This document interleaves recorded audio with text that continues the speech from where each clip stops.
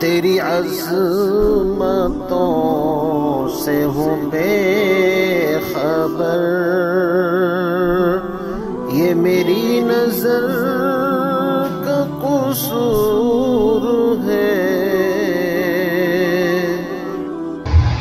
الحمد لله نحمده ونستعينه ونستغفره ونؤمن به ونتوكل عليه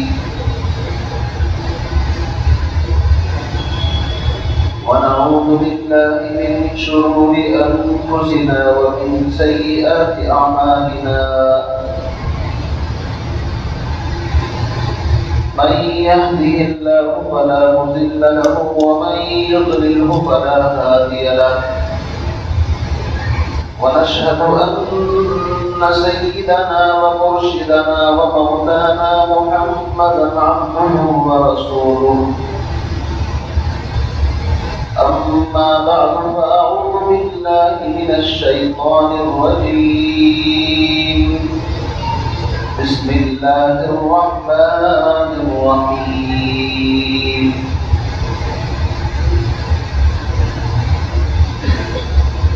وإذ يرفع إبراهيم القواعد من البيت وإسماعيل ربنا تقبل منا إنك أنت السميع العليم، صدق الله العظيم۔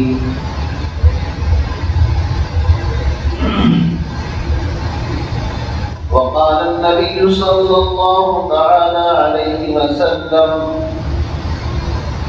المسلم من سلم المسلمون من لسانه ويده،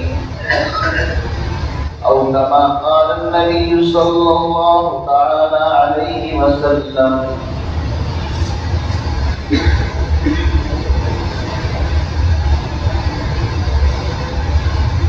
انتہائی واجب الاحترام بزرگوں، دوستوں، بھائیوں، اللہ رب العزت کا ہم جتنا بھی شکر ادا کرے وہ کم ہے۔ اللہ رب العزت نے سر سے لے کر پیر تک نعمتوں کی بارش ہم پر برسا رکھی ہے۔ ہمارے اس 6-7 فٹ کے جسم کے اندر اللہ رب العزت کی ایسی کاریگری اور اللہ کی ایسی نعمتیں موجود ہیں کہ خدا کی قسم کسی ایک نعمت کا بھی شکر ادا کرنا چاہے تو شکر ادا نہیں ہوتا۔ اللہ رب العزت نے انسانوں کو بولنے کے لیے زبان عطا فرمائی، زبان کی قیمت اس سے پوچھو جو بول نہیں سکتا۔ آنکھ عطا فرمائی، آنکھوں کے اندر روشنی عطا فرمائی، آنکھوں کی قیمت پوچھنی ہو تو نابینا اندھے آدمی سے پوچھو، وہ اس دنیا کے اندر آ کر کے اپنے ماں باپ کی شکل تک نہیں دیکھ سکتا۔ میرے عزیز بھائیوں، کانوں کی اہمیت اور اس نعمت کا احساس اس بندے سے پوچھو جو بہرا ہے، کچھ سن نہیں سکتا، اور ہاتھوں کی نعمت کا اس بندے سے پوچھو جس کے ہاتھ پر فالج کا اثر ہو جائے، یا اس کے ہاتھ شل ہو جائیں، یا اس کے ہاتھ کی روح ختم ہو جائے۔ الغرض انسان کے جسم کے اندر اتنی بے شمار نعمتیں ہیں کہ انسان سوچ بھی نہیں سکتا۔ انسان کا گردہ خدا نخواستہ کام کرنا بند کر دے تو انسان کتنی مشقت اور تکلیف کے اندر آ جاتا ہے۔ اللہ رب العزت نے انسان کے جسم کے اندر بے شمار نعمتیں رکھ رکھی ہیں، اسی لیے قرآن مقدس کے اندر اللہ ارشاد فرماتا ہے کہ اے انسانوں تم اپنے وجود کے اندر غور کرو، اگر انسان صرف اپنے 6 اور 7 فٹ کے وجود کے اندر غور کر لے تو اللہ کو پہچاننا بڑا آسان ہے۔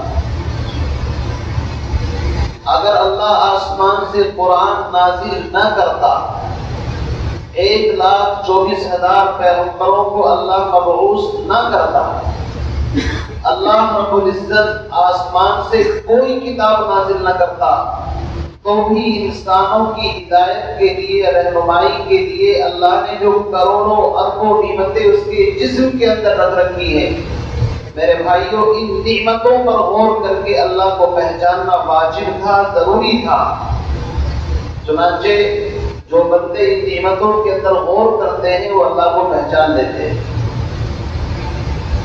قرآن پاک کی سورہ رحمان پڑھیے، اللہ فرماتا ہے فَبِأَيِّ آلَاءِ رَبِّكُمَا تُكَذِّبَانِ، میرے بندے تم میری کس کس نعمتوں کو جھٹلاؤ گے؟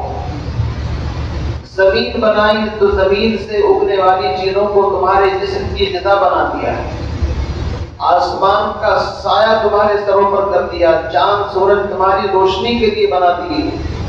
میرے بھائیوں اللہ کی بے شمار نعمتیں ہم انسانوں پر ہیں، اسی لیے قرآن پاک میں اللہ نے فرمایا وَإِن تَعُدُّوا نِعْمَتَ اللَّهِ لَا تُحْصُوهَا، اگر تم اللہ کی نعمتوں کو شمار کرنا چاہو، گننا چاہو تو تمہاری گنتی ختم ہو جائے گی اور تمہارا حساب فیل ہو جائے گا، لیکن اللہ رب العزت کی نعمتوں کو شمار نہیں کر سکتے، اور انسان پر ہر نعمت کے بدلے میں شکر کرنا واجب اور ضروری ہے۔ ہم یہ سانس لیتے ہیں صبح سے شام تک، کتنے سانس لیتے ہیں آپ اندازہ لگائیے۔ جس دن یہ سانس بند ہوگا، بڑے بڑے آکسیجن آپ کے پاس رکھے ہوئے ہوں، بڑے بڑے ڈاکٹر کھڑے ہوئے ہوں، آپ کی چھاتی کو دبا کر کے آپ کو ایک سانس دلانے کی کوشش کریں گے، لیکن اللہ کا حکم آ جائے گا تو ساری مشینیں، ٹیکنالوجی، سارے ڈاکٹر، ساری دوائیں فیل ہو جائیں گی۔ میرے بھائیو اس وقت سوچو، انسان یہ سوچے گا اگر ساری دنیا میرے پاس ہوتی اور سارے خزانے دے کر کے صرف چند گھنٹے کی زندگی اللہ کے یہاں سے مل جاتی، میرے بھائیو، لیکن قرآن پاک کے اندر موجود ہے کہ جب انسان کی موت کا وقت آتا ہے تو انسان اس وقت تمنا کرے گا حَتَّى إِذَا جَاءَ أَحَدَهُمُ الْمَوْتُ قَالَ رَبِّ ارْجِعُونِ لَعَلِّي أَعْمَلُ صَالِحًا، انسان موت کے وقت تمنا کرے گا کاش مجھے دنیا میں واپس جانے کا چانس اور موقع ملے، لَعَلِّي أَعْمَلُ صَالِحًا، تاکہ میں اعمال صالحہ کر کے آؤں۔ اللہ کی طرف سے جواب ملے گا کلا، ہرگز نہیں، یہ ایک چانس تھا، ایک موقع تھا، ایک وقت تھا، تم کو دیا لیکن تم نے اس سے فائدہ نہیں اٹھایا۔ اس لیے میرا عزیز بھائیو، یہ مختصر زندگی اللہ کی طرف سے انعام ملا ہے، ہم اس کی قدر کریں۔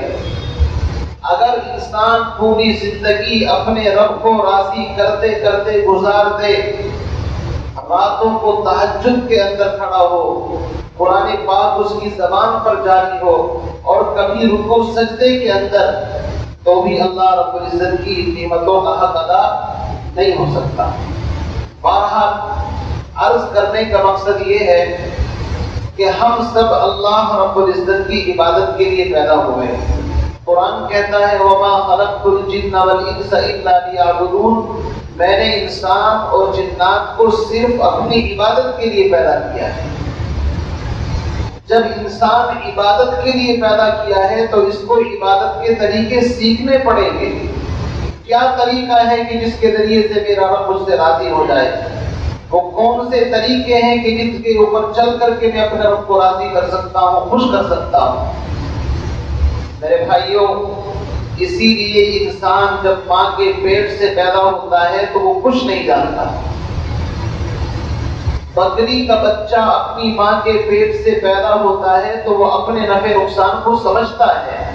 اللہ نے اس کو اتنا علم دے دیا، اللہ جانتے ہیں اس کو کسی مدرسے یونیورسٹی میں بھیجنے کی ضرورت نہیں ہے، اس لیے پیدائش کے ساتھ ساتھ اس کو علم دے دی۔ بلی کا بچہ ماں کے پیٹ سے پیدا ہونے کے بعد جانتا ہے مجھے کس طریقے سے زندگی گزارنی ہے۔ انڈے سے نکلنے والا مرغی کا بچہ وہ بھی جانتا ہے دوست کو، دشمن کو، نفع کو، نقصان کو، اس لیے کہ ان کے لیے کوئی مدرسے، کالج، یونیورسٹی نہیں ہے۔ اللہ رب العزت نے انسان اور جنات کے علاوہ جتنی مخلوق پیدا کی ہے ان کے بارے میں قرآن پاک کی سورہ طٰہٰ کے اندر اللہ نے فرمایا الذی اعطى كل شيء خلقه ثم هدى، اللہ نے جتنی مخلوق پیدا کی ہے ان تمام مخلوقات کو اتنا علم دے دیا ہے بغیر پڑھے بغیر لکھے، جس سے ان کی زندگی کی گاڑی چل جائے۔ آپ دیکھ لیجئے، آپ کسی جانور کو اگر کسی پانی کے اندر اتارے تو اس نے علم نہیں سیکھا، لیکن وہ پہلے اپنا پیر ڈالتا ہے کہ دیکھ لوں گہرائی کتنی ہے، کہیں ایسا نہ ہو اس کے اندر ڈوب جاؤ۔ ہاتھی کتنا بڑا جانور ہے، اگر وہ پانی کے اندر اترتا ہے تو پہلے اپنے پیر سے چیک کرنے کی کوشش کرتا ہے کہ پیر زمین پر ٹکتا بھی ہے نہیں۔ یہ علم اس کو کس نے دیا؟ یہ علم اس نے دیا ہے جس نے اس کو پیدا کیا ہے۔ شیر پیدا ہونے کے بعد آپ اس کے سامنے بہترین اعلیٰ قسم کی بریانی اور اس کے سامنے اعلیٰ قسم کے آپ کھانے رکھ دو، اسے کوئی لذت نہیں، کوئی خوشبو محسوس نہیں ہوگی۔ ہاں جب اس کو بھوک لگے گی تو وہ شکار کی تلاش میں نکل پڑے گا، اس لیے کہ اللہ نے بتا دیا تیری غذا کیا ہے۔ بھینس کے سامنے آپ بہترین کباب بنا کر کے رکھ دو، اس کو سونگے گی نہیں، ہاں اس کو ہرا چارہ چاہیے، گوشت چاہیے اس کو۔ اللہ رب العزت نے ساری مخلوق کو بغیر پڑھے لکھے جتنے علم کی ضرورت تھی اتنا علم ان کو دے دیا، لیکن انسان اس کا عجیب معاملہ ہے۔ قرآن کہتا ہے هل اتى على الانسان حين من الدهر لم يكن شيئا مذكورا۔ انسان ماں کے پیٹ سے بالکل ان پڑھ ایسا پیدا ہوتا ہے، امی کچھ نہیں جانتا۔ اب جب بچہ پیدا ہوتا ہے تو اس کو سکھانے کے لیے یا تو مکتب کے اندر ڈالا جاتا ہے یا اسکول کے اندر، اگر اس کو دین کا علم سکھانا ہے تو مدرسوں کے اندر ڈالتے ہیں، اور اس کو دنیاوی علوم اور فنون سکھانے ہوتے ہیں تو کالج یونیورسٹی کے اندر اس کو ڈالتے ہیں۔ یاد رکھیے انسان محنت کرتا ہے اور ان تمام علوم کو اپنے سینے کے اندر حاصل کرتا ہے، تب جا کر کے کہیں عالم، ڈاکٹر یا ماسٹر اور یہ ڈگریاں اس کو حاصل ہوتی ہیں، سمجھے نہیں؟ تو انسان کو پڑھنا پڑتا ہے، سیکھنا پڑتا ہے۔ ان تمام باتوں سے مجھے عرض کرنے کا مقصد یہ ہے کہ اللہ رب العزت نے انسان کو اس دنیا کے اندر پیدا کرنے کے بعد عام مخلوق کی طرح آزاد نہیں چھوڑا، بلکہ انسان کو بتایا ہے محنت تجھے کرنی ہے، اس کے بعد رزلٹ اور نتیجہ میں عطا کروں گا۔ اگر انسان دنیا میں ہاتھ پر ہاتھ رکھ کر کے بیٹھ جائے تو یہ اللہ کی سنت نہیں ہے۔ اللہ نے کام کرنے کو کہا، کام کرو، اللہ کی مدد آئے گی۔ اسی طریقے سے میرے عزیز بزرگوں بھائیوں، ہم سب انسان ہیں، جتنی مخلوق ہے ان کو عبادت کرنے کے لیے اور ان کو پڑھنے کے لیے نہ مدرسے کی ضرورت ہے نہ مسجد کی ضرورت ہے۔ آپ نے نہیں دیکھا ہوگا کہ کبھی جنگل کے اندر جانوروں کی میٹنگ ہوئی ہو کہ جناب ہمیں نماز ادا کرنی ہے یا عبادت کرنی ہے، کوئی عبادت خانہ بنایا جائے، ان کو ضرورت نہیں پڑتی۔ اللہ رب العزت نے ان کو اس طرح پیدا کیا ہے کہ وہ زبان سے جو کچھ کہتے ہیں وہ اللہ کی تسبیح کرتے ہیں۔ اسی لیے قرآن کہتا ہے وَإِن مِّن شَيْءٍ إِلَّا يُسَبِّحُ بِحَمْدِهِ وَلَٰكِن لَّا تَفْقَهُونَ تَسْبِيحَهُم۔ کائنات کی کوئی مخلوق ایسی نہیں جو اللہ کی تسبیح، اس کی پاکیزگی بیان نہ کرتی ہو، لیکن اے انسانوں تم ان کی تسبیح کو سمجھتے نہیں ہو، تمہاری سمجھ اور ہے، تمہاری لینگویج اور ہے، ان کی لینگویج اور ہے، لیکن وہ اپنی بھاشا کے اندر اللہ کا ذکر کرتے ہیں۔ اور قرآن ان کے بارے میں صرف ذکر کرتا ہے أَلَمْ تَرَ أَنَّ اللَّهَ يُسَبِّحُ لَهُ مَن فِي السَّمَاوَاتِ وَالْأَرْضِ، کیا تم نہیں دیکھتے آسمان اور زمین میں جتنی مخلوق ہیں وہ اللہ کی تسبیح کرتی ہیں؟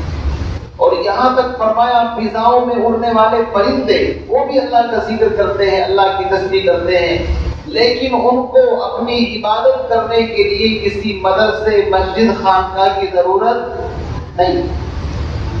انسانوں کو ضرورت پڑتی ہے تعلیم کے لیے مدرسے کی، تعلیم کے لیے اسکول، کالج، یونیورسٹی کی۔ انسانوں کو ضرورت پڑتی ہے اپنی اجتماعی عبادت کرنے کے لیے عیدگاہ کی، سال میں ایک مرتبہ عیدگاہ کے اندر جاتے ہیں، ہفتے کے اندر ایک مرتبہ جمعے کی نماز کے لیے بڑا اجتماع ہوتا ہے، اور 5 وقت 24 گھنٹے کے اندر ایک جگہ، ایک ہی پلیٹ فارم پر عبادت کرنے کے لیے ان کو مسجدوں کی ضرورت پڑتی ہے۔ پتہ یہ چلا کہ مسجد بنانا انسانوں کی ضرورت ہے، عیدگاہ بنانا انسانوں کی ضرورت ہے، خانقاہوں کا بنانا انسانوں کی ضرورت ہے، مدرسوں کا بنانا انسانوں کی ضرورت ہے، کالج یونیورسٹی کا بنانا انسانوں کی ضرورت ہے۔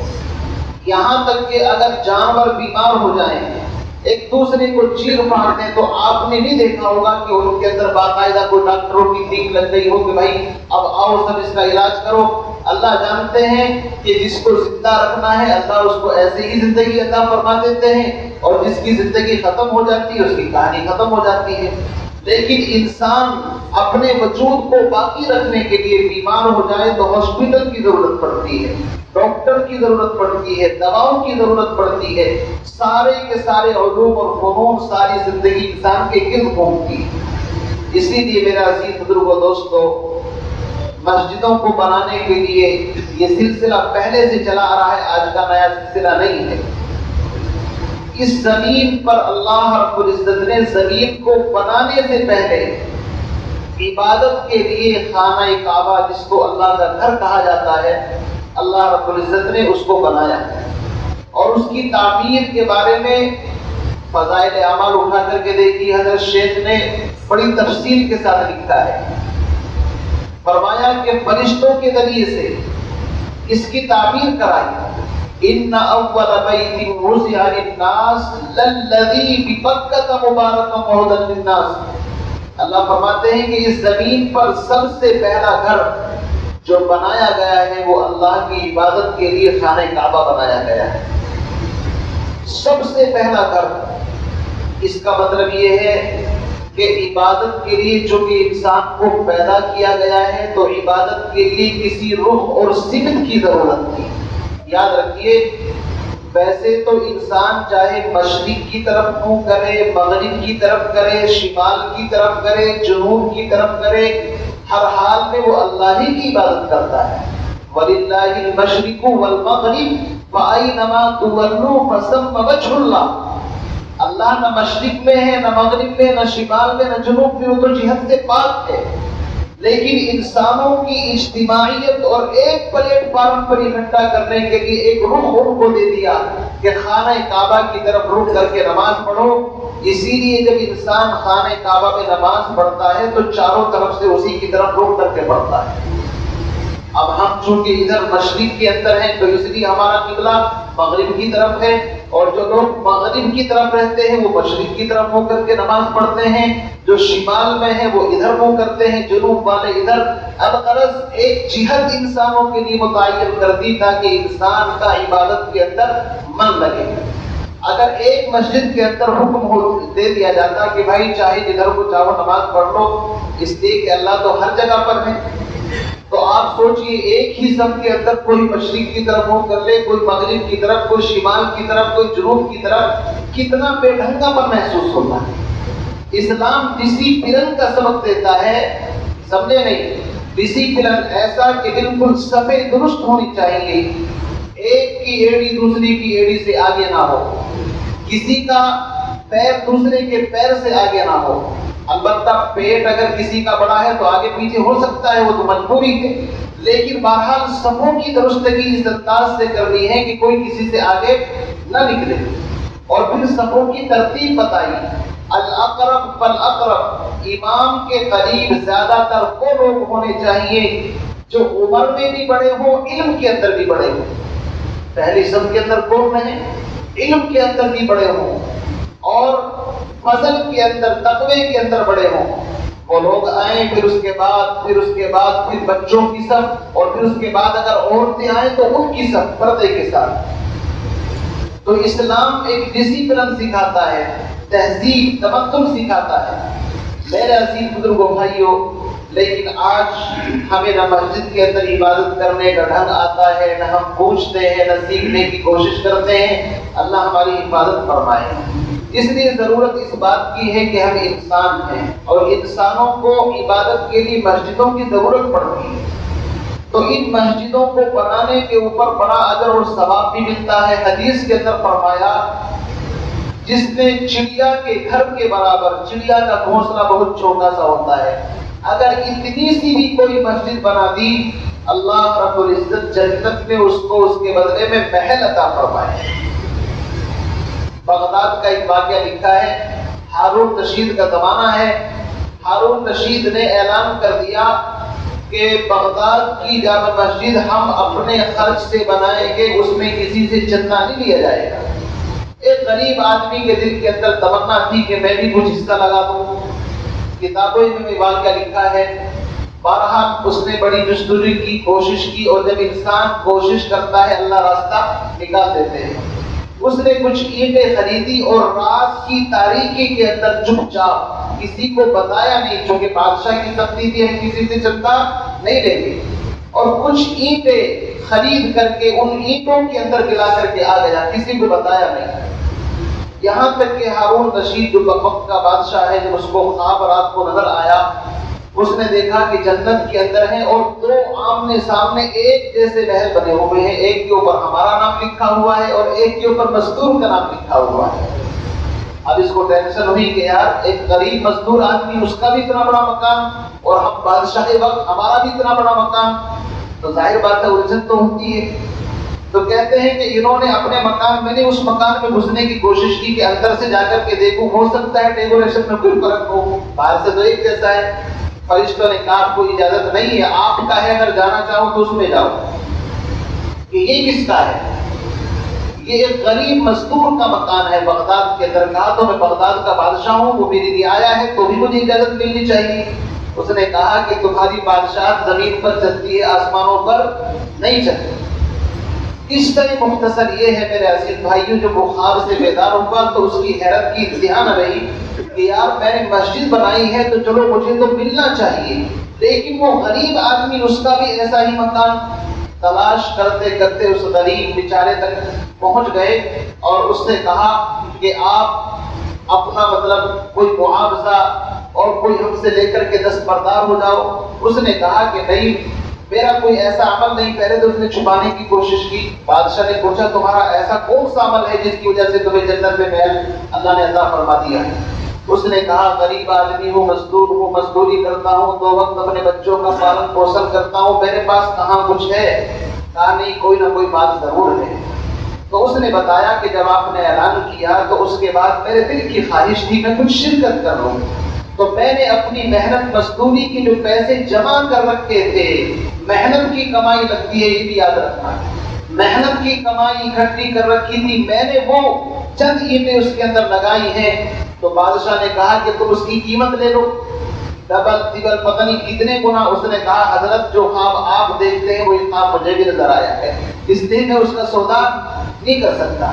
تو میرے عزیز بزرگوں بھائیوں، جب انسان اپنی طلب اور محنت کی وجہ سے بادشاہ وقت کے برابر مقام حاصل کر سکتا ہے، تو آج دنیا ہے، ہمیں آپ کو اللہ نے موقع عطا فرمایا ہے، سمجھے نہیں؟ ہم بھی کوشش کریں کہ اللہ رب العزت ہمیں بھی جنت کے اندر ایک اعلیٰ بلڈنگ عطا فرما دے، جیسے اس بغداد کے غریب مزدور کو اللہ نے عطا فرمائی۔ اس کے خزانے میں کوئی کمی ہے بھائی؟